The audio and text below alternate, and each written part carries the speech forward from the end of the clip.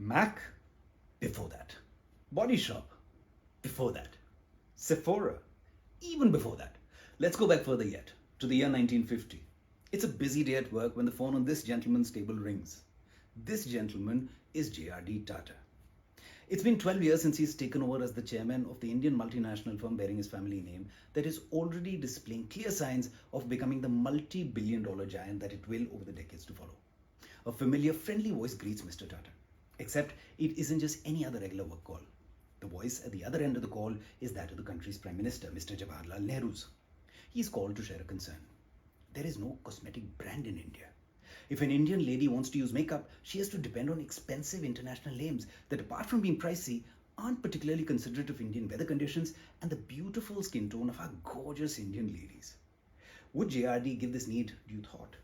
It could result in a serious economic boom for this industry. Let's bear in mind, India doesn't yet have a homemade makeup brand. Sure enough, Mr. Tata gets to work almost right away. One of his group companies is involved in the production of coconut oil. He establishes a subsidiary firm linked to this company for supply of the basic raw materials for cosmetics production.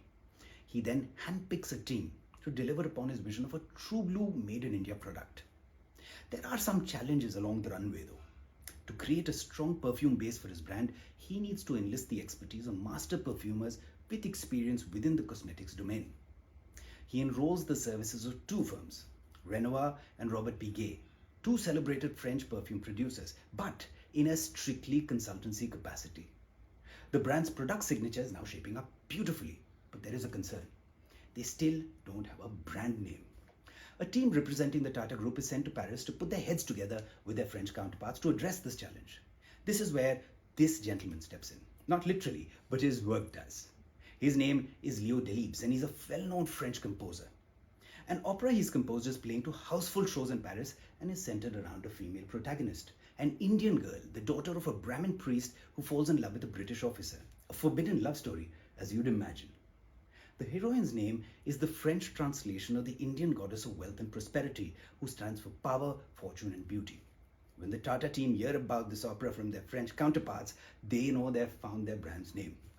Like the goddess, this brand will stand for the face of the strong, elegant Indian woman, a prosperous symbol of beauty with divine powers.